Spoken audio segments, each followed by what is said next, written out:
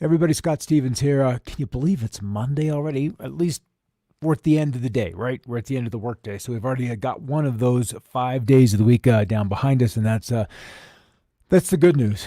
Looking at that, though, we could also say that summer is behind us and winter is straight ahead of us, and spring and fall are just those transition seasons. Well, officially, we went through the equinox, what is the 20th? So 7 days ago, a week ago, we've got that behind us. And that means that day by day, we're either progressing in the southern hemisphere towards warmer weather or in the northern hemisphere to more and more inclement weather, more fall-like weather. So let's start with this and begin with what is happening over there. This is actually the Alps, southern Switzerland, northern Italy, this particular one in northern Italy, where despite the flowers still being in bloom, they had to look at the sky through several inches, probably the better part of 10 inches to a foot worth of snow by the time this particular event was done. And the Alps really picked up some snow. Another Alps, if you will, picking up a lot of cold weather. This is Antarctica here, so New Zealand is up here, and the southern bit of Australia in place with Tasmania here. Just a strong southerly flow. I'm used to up here, northerly winds are cold, but down south it's the southerly winds coming off of Antarctica, just going to introduce a pretty potent chill to New Zealand through the next little while. And then the jet stream. It's interesting how we are so connected from deep lows in the States, arcing across the Atlantic, and then that eventually can either dig a trough or develop a mountain, a ridge of high pressure downstream. It's all connected. That is the big thing that we're all just kind of needing to realize, that it's all connected. Record rains yesterday in southwest, this is in Tibet, snow melt, so recorded yesterday in Motao County in southwest, close to, I guess that is a G318 highway, but a lot of snow melting. These early snows are happening in some of the higher terrain in North America, down south, and then also in through Asia. May have been raining in Paris, France, but it didn't stop residents from getting out and enjoying the car-free day, a day in which cars are prohibited from crossing into the city, this being on September 28th. So a Sunday, kind of raining in Paris. The colors are starting to set in.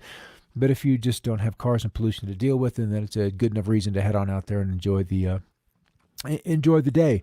Never seen a fire develop a pyrocumulus cloud so fast at nighttime. This in just the last 15 minutes. And we're seeing a lot of these evening time-lapse shots of the fires in Northern California. And some of these through Napa Valley and Sonoma, Santa Rosa are locations that have been hit within twice in 3.5 years. And you would think historically that if you've had a big old burn go through, that you're safe for a spell. But what develops in the wake of that first fire is just grasses and very small vegetation that hasn't had time to get big yet. And so those things dry out very quickly and then, of course, burn hot and burn very quickly. All right, northern lights have been dancing in Norway for 6 hours. This was last evening due to a geomagnetic storm. And that's going to be one of the things that we'll see from solar minimum, is the magnetic protection that this planet has is weaker. And so smaller solar storms will trigger these auroras more readily. So it's something I'd anticipate that even with the sun going quieter, the other knock-on effects to the solar system will also be happening at the same time.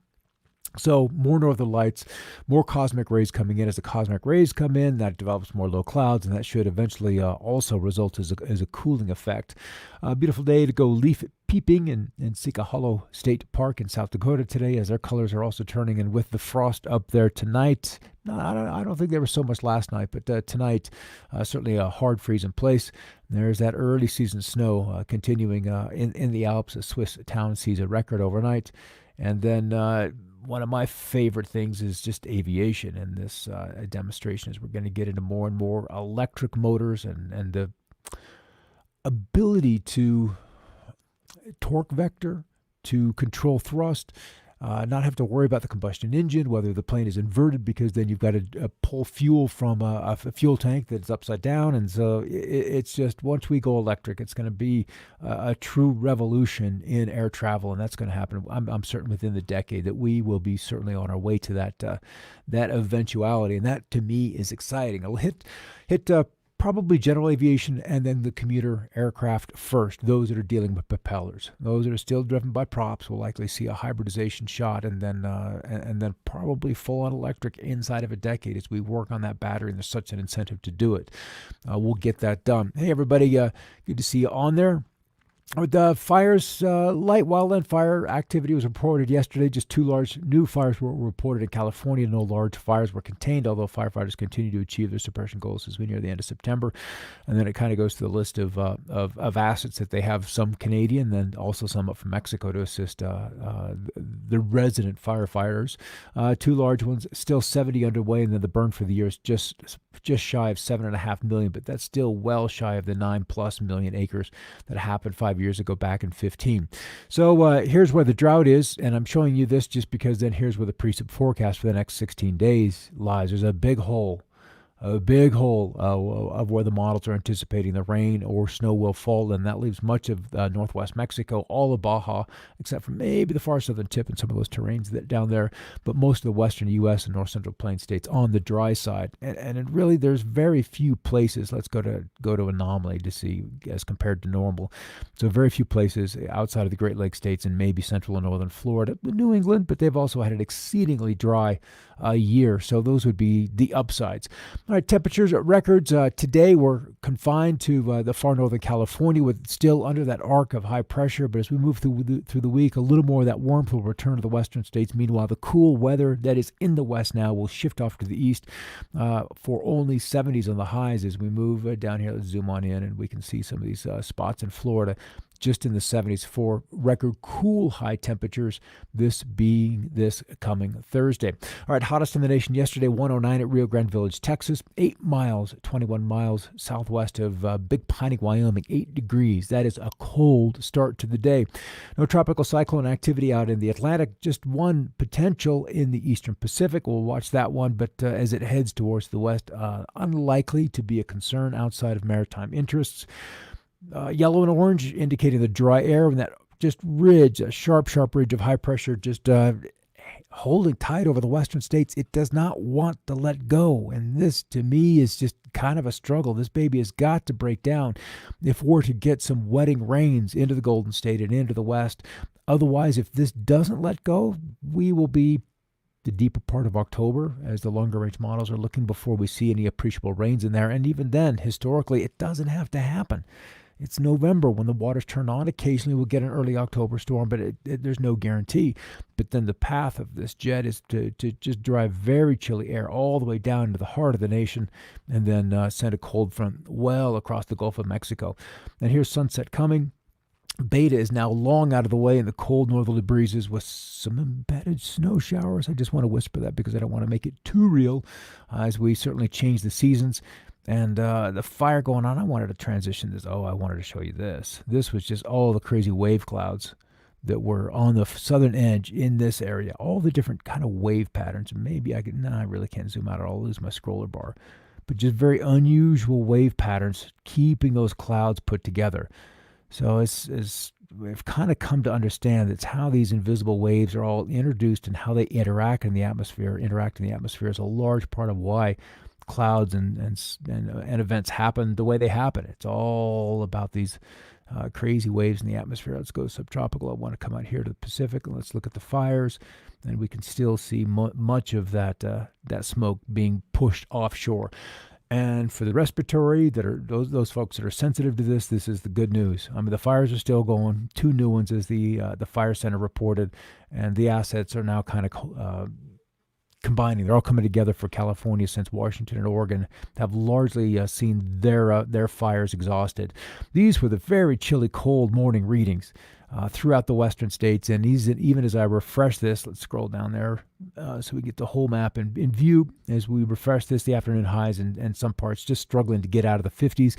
And when we did, we were just barely tickling the low 60s, and that sets the stage for a very cold night. So many folks who haven't had a frost yet will likely see one before the night is through. And here's the cool front: Alabama, Mississippi, down in Louisiana, north winds, and pretty much all reporting stations in Louisiana right now, and even into Texas, the final cold front, even Brownsville, McAllen, Texas, with a north wind at about 15 miles an hour. The dew points are still pretty high, but they're coming down. That dry air is draining across the Lone Star State, and will help you enjoy a very comfortable night. You can turn off that AC, open those windows, and just let the fresh air, fall air in.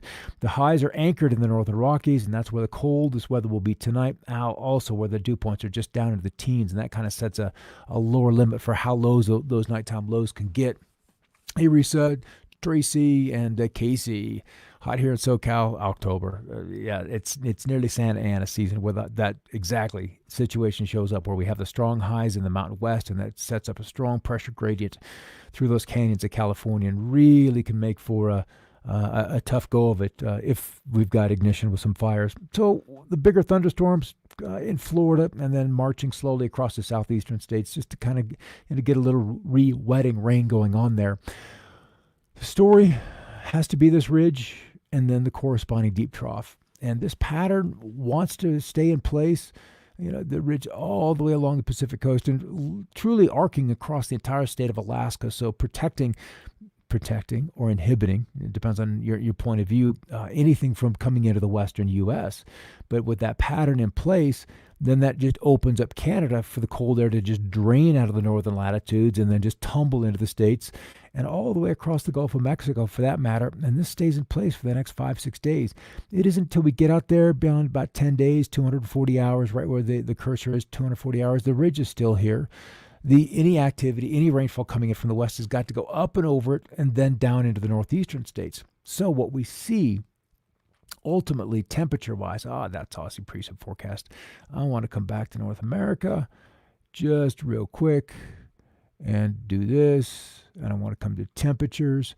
Let's do one-day anomalies. And then let's play this through. So here's the cool that's in place now, and each click is about 6 hours. So there's going to be a couple of reinforcements of this cool air coming from the north and then keeping the west. And if we scroll this out and then come out all the way to can we do? Let's just do it. Let's do a 10-day anomaly right there. So we see the west staying warm. And then the east is going to kind of persist on the cool side. That's going to be the pattern. And for better or for worse, that's what's set up and likely how October will begin. And then ultimately, we'll refresh this. And it's going to be just a continuation of the drought conditions out west. There's nothing that's really letting us key in that a change in the pattern is imminent. That just doesn't appear to be there. So eastward, cool, kind of damp. We'll get the farmers harvested. The weather's been very, very agreeable for that across the board, so we're grateful for that. But the thing is, we got to get this ridge broken down so the west can get some water and let that a little bit of the season and get those firefighters some help. But outside of that, it's going to be a relatively quiet week. That's probably the good news. All right, coming up here in 45 minutes, we'll do another perspective. We've got a secret guest coming on, and we'll talk about what may or may not go down between here and November. Got some curious things in the works. Some are blatant and in the public, and others a little bit behind the scenes. So we'll just have a curious show to talk about coming up at 6 o'clock, and look forward to seeing you then. If not, tomorrow, same time, same place, and we'll talk about the weather in your backyard. Have a great night, everybody. See you in a bit, and keep looking up.